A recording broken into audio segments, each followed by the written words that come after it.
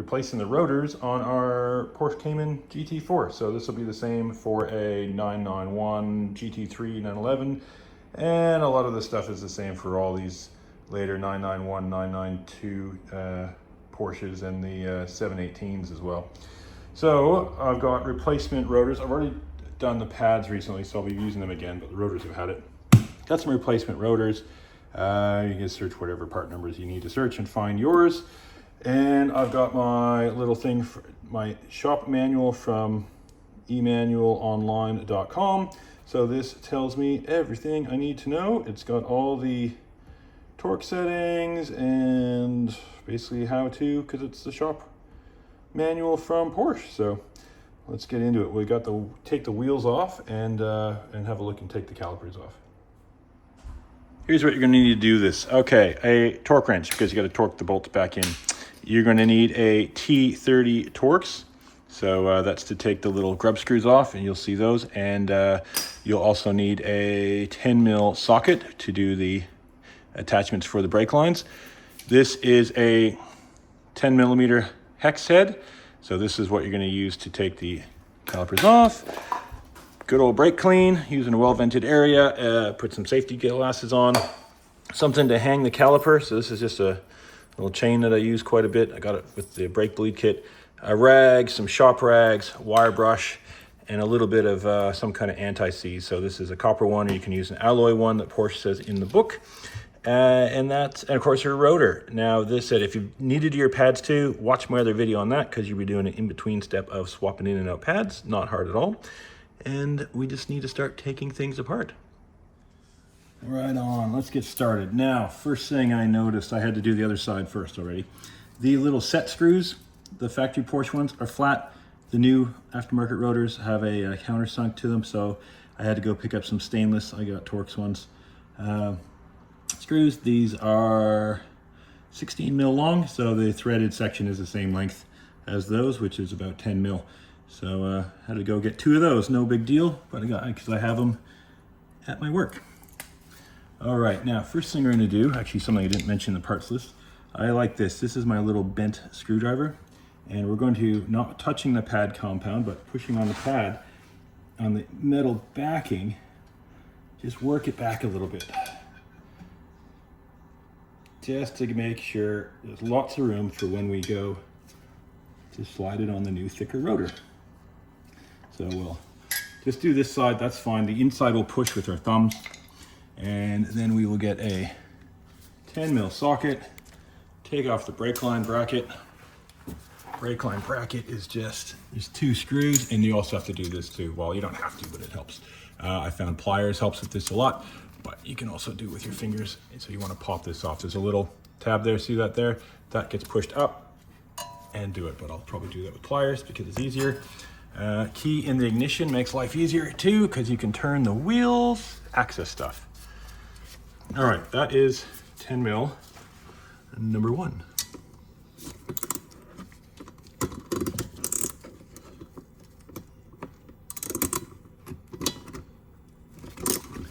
These are only supposed to be torqued to 10 newton meters, so they shouldn't be in very tight.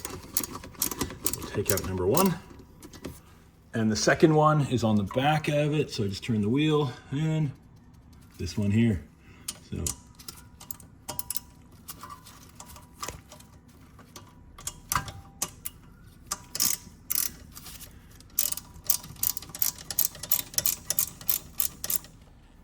now ready to do the big bolts that hold it on.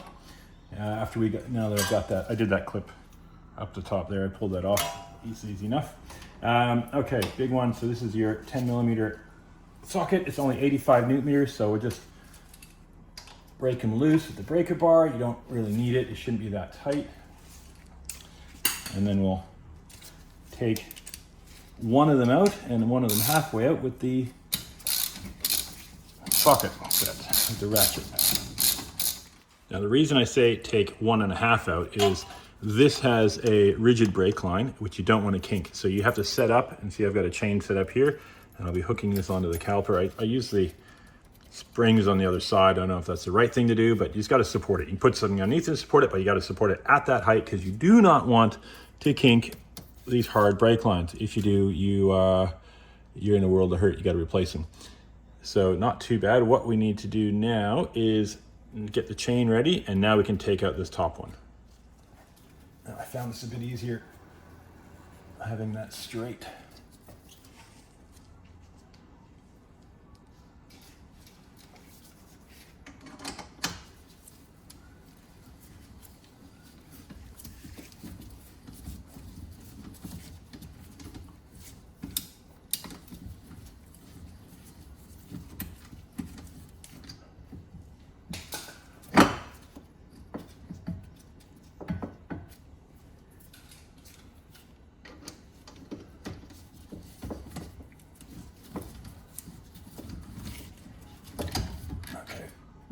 Go, we're loose.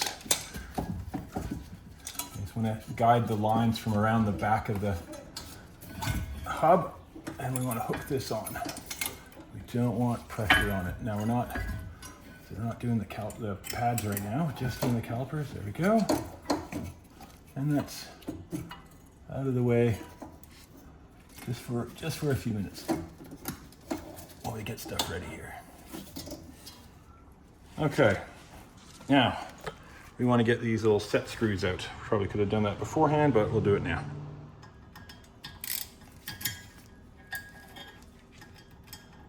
Now the other side, yeah, look at that. These aren't even in. So the other side was the same. They were just resting there, really. They weren't even really in. And it's only 10 newton meters on them, so you definitely don't do them up tight. But there we go.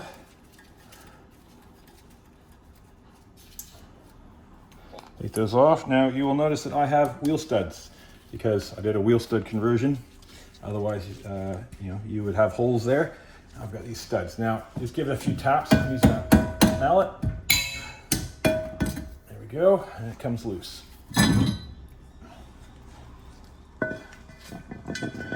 Rotor is off. Now, depends where you live, how much corrosion and stuff you'll have here. So if you have some, wire brush, give it a little once over. Not really too much of an issue here. All my wheel studs are nice and tight. We checked them the other day anyway. Now is where you're going to take your anti-seize. Well, it doesn't look like the stock one had it, but we'll put a bit on here anyway. And we'll just put a little bit just on these areas here where it's going to touch. You don't want it thick. See how it's big, thick, and gloopy? We'll be getting rid of that, smearing it around. We just want anti-seize on that mating surface. So there we go.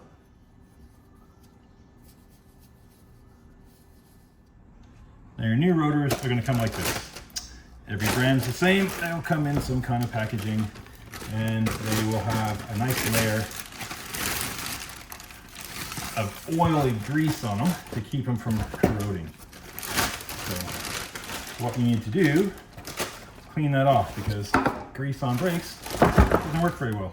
So now we've got it all over our hands. Now so you take your brake cleaner and some rags, and we're going to give it a good cleanup. So I'm going to go over it quickly like this to get the bulk of it off, and then I'll spray it with the brake clean on the middle surface.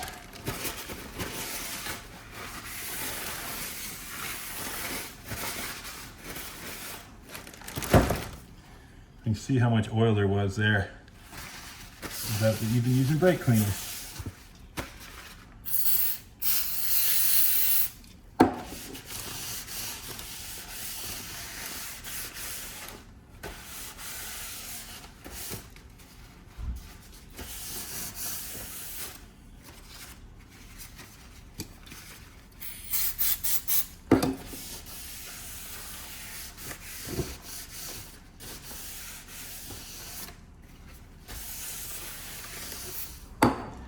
Don't forget the other side.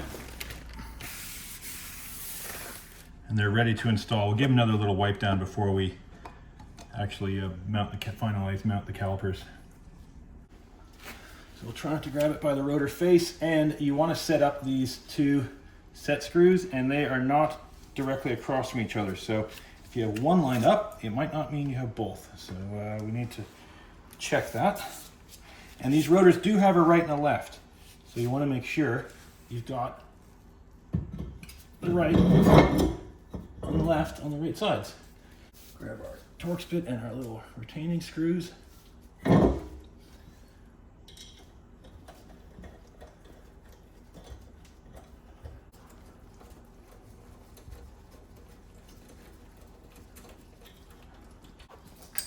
So these are just 10 Newton meters, according to the service book.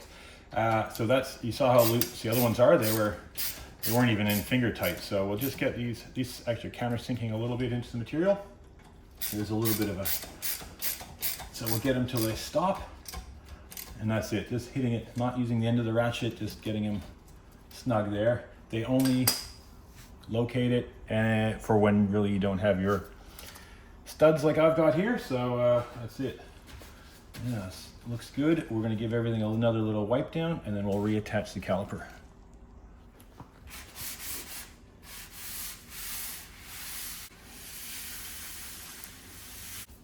With that, we're ready to install the caliper. Now these caliper bolts are supposed to be a one-time use bolt.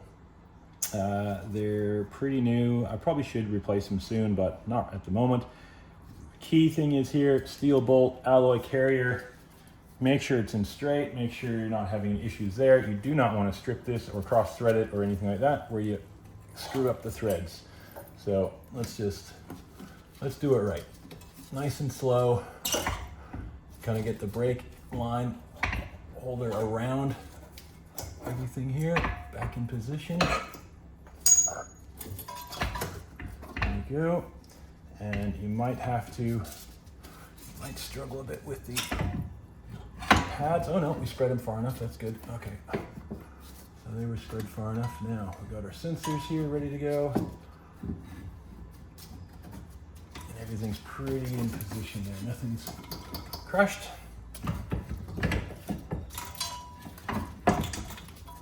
And we don't have any resistance. Okay, now we want to get that top one in. It's gonna be the easiest.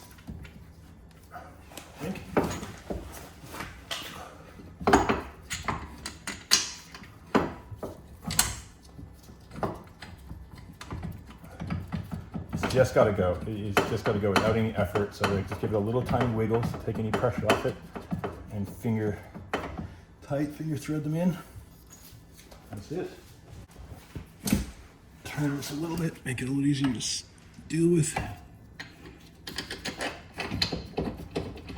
So I just like to wiggle it a little while I'm putting it in, and that takes any pressure off, so that's no issues there at all. Okay, so they're in, and we can take out our chain that we hang it from, otherwise we'll hear it rattling and not know what that is. Alrighty, now before we do that brake line, let's do that sensor. This sensor is, you're gonna get some stuff on the dash when you go back to when you go to drive this first, because that's the wheel speed sensor and it's been disconnected. And you just push that, you see it? See it there? You just gotta push it down and it'll click in. Now it's time for what I think is the most difficult part of this whole thing. Putting the brake line brackets back on. Now, start with the one furthest from the caliper. I always find this to be the easiest one to get started, and it kind of helps locate everything. So again, this thing is spring loaded, so it's bent out of shape. You need to hold it, move it a bunch of different angles, and try to get that started without cross threading it. And it's going to take a few goes, so take your time.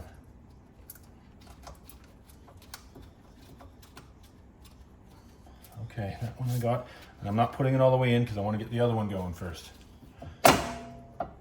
See how it moved. Okay, here's the other one up here. And again, it's on this bracket. It's kind of spring loaded.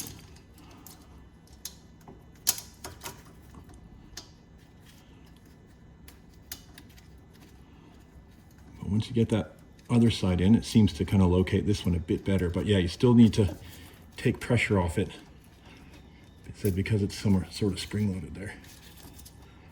But that's it. So I can, no resistance to thread that in. Okay, now we'll get the 10 mil and tighten that down. These torque down to 10 Newton meters.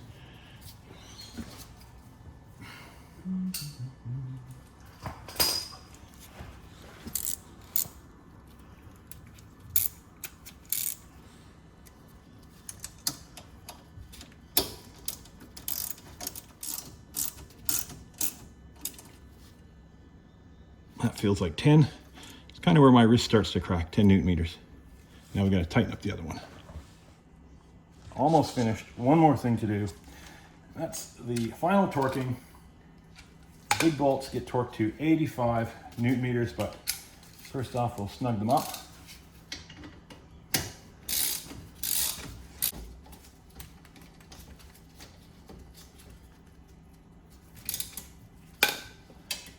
Okay, torque wrench on, 85.